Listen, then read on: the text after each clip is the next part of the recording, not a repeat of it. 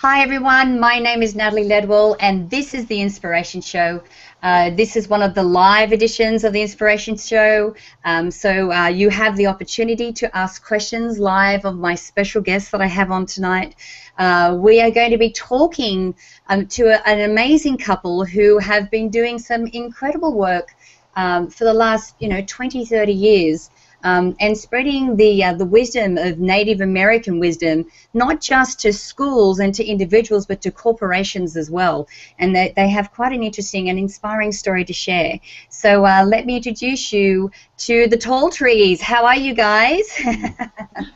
So good to be here, Natalie. Thank you. It's a pleasure to have you both here, Robert and Terri.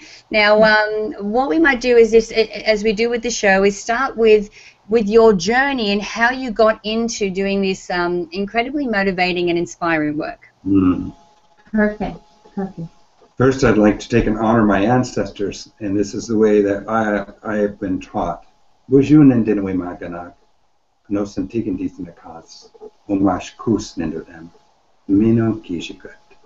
I'll translate for you.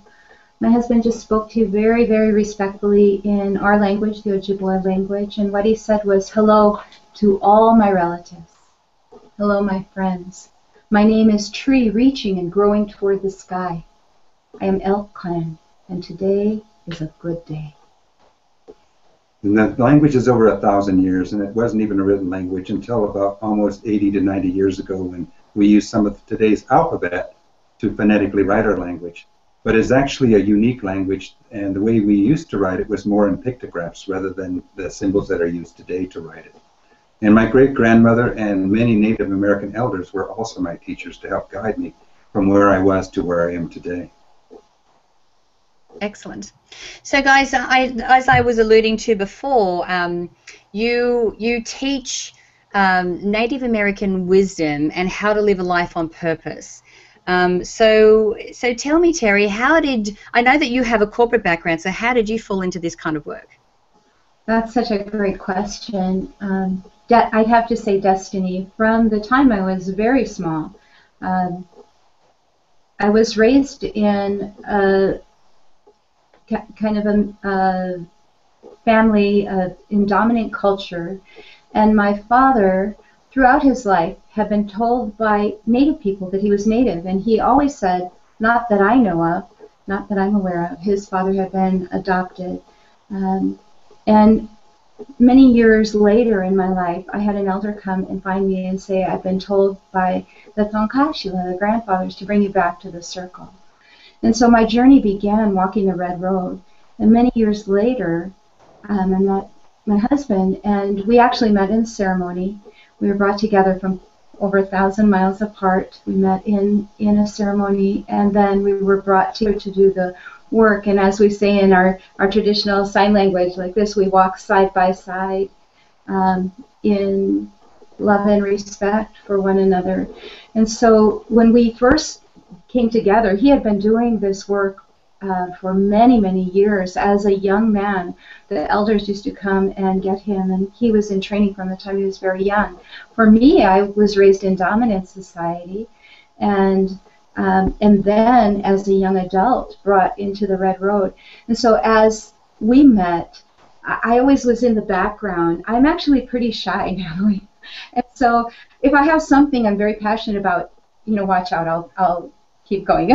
but in general, like, I don't do the surface chat. I'm not great at parties and things like that with just superficial chat. I'm pretty shy. When we met, he would do these presentations and programs with Native wisdom that had been passed on from his elders and from their elders before them and so on.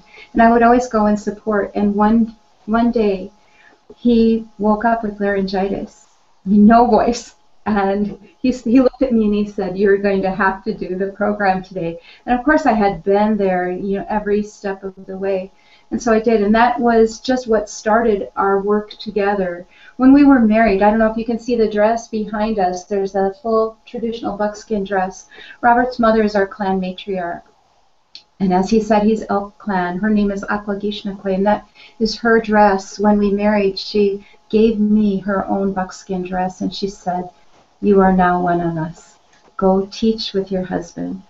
And so we've been together. We're together 24/7, and we just have been given the great honor and privilege to share the teachings, some of the teachings that the elders have given us to share with the world in hopes of restoring balance, mending the sacred hoop, and bringing people back into harmony with who they are, who they truly are, their purpose and reason for being here, and their connection with our sacred Mother Earth and all directions.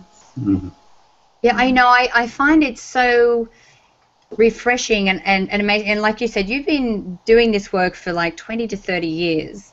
How does Native American wisdom play into like a corporate, environment? Right, it almost sounds like a mismatch, right? Like here's this ancient wisdom, and then here we are in this modern technology. Look at us, we're on a go hangout with you. You know what? That's an awesome question. The thing is that people forget that people are people, and my elders, they said when they would teach, sometimes it'd be in the public venues or at a park. And as a young boy, I would sit there, and as I sat there and listened to them, to their songs, their stories, and their wisdom, their other children would come and sit from other nations would come and sit near me. They saw something unique and interesting, and he would always start with a story. And I would kind of look at them, and I'd look at him, and I would just be very quiet. And then when the children got up to go play, when he was ready to leave, he'd stand up, and then everybody knew it was time, intuitively. And he said, "I saw you looking at the other children." And I said, "Yes, grandfather." And that's the way in which we honor our elders, by calling grandmother, grandfather, or auntie or uncle. And I say, "Yes, grandfather, I saw this." And he goes, "Ah." He goes, "Who am I to question the great mystery, the Creator? Maybe He put this lesson within their hearts for them to come and sit." And so wisdom is not defined by a culture or a nation, it's defined by the moment. And so when we talk about the aspects of what you just asked about the corporate world, it is the moment in which and how we teach. Mm-hmm. And I set a specific agenda in place first, just a few things that wish to take an intertwine in the aspects of setting the moment and the foundation. But then I intuitively use what has been taught to me over the many years, and it always works out perfect. And so too many people think up here and not from here. And that's where they get into trouble, is when they don't think from their heart. When they think from their heart, usually that's the best guide. Mm. Absolutely. Mm. Absolutely. Now, what you teach a lot is helping people to live their life on purpose. So what is your definition of the purpose of our lives? Again, I give full credit to Chief Little, Chief Thurman Bear, Chief Ike Pelcher, Chief Pontiac. They started that by saying, every grain of sand has a purpose. Every blade of grass have a purpose. Every raindrop and every tear has a purpose. And so when we talk about the integration of purpose, it's relevant to people to following the bent of their nature. And they said if every human being followed the bent of their nature, there would be no wars, there would be no hunger, but there would be a lot of laughter and a lot of happiness. And the vibration of humanity would rise beyond our own ability to be able to take and even contemplate. The world would be brighter. Right. That is my vision, to be able to take and continue on their words, their stories, their songs, because this is the opportunity for the sacred hoop to heal. That means all human beings are within the sacred hoop. And the sacred hoop is what they call the medicine wheel, and it's a circle that's divided equally into 4 equal segments. And originally, according to our teachings, there were 4 basic colors of humanity, and they all lived on their own lands, their own turtle islands. And then something happened, and because of whatever had happened, a catastrophe or something of nature happened, we became further apart. And now we have an opportunity to bring our wisdom and our songs and our stories, and we will find words that are common. When I was speaking to some people from Asia, they were saying about a word that they hardly used it, which was very, very sacred to them. And when they said it, I said, that is the same meaning to that word that we use in our language. So we have known about each other for thousands of years, and we know that it is time to heal the hoop and realize that we are all here for a purpose, for a reason. But again, it's to follow the bent of your nature. Maybe you love to sing, maybe you love to dance, maybe you love to write, maybe you love numbers, maybe you love building things with your hands. Whatever it is, that was given to you by the great mystery, by the Creator, by God, to be able to take and expand upon, to explore and intertwine within your life.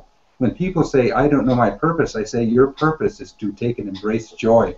But how you find joy is by taking and following the bent of your nature, which means the God-given gifts in which you were given is relative to that joy. Yeah. You know, it's basically, you know, and maybe you have witnessed this yourself, because my observation is that we are now becoming aware that we need to operate more from the heart, you know, more from love than from our heads, like you were just saying before. So is this, you know, unconditional love and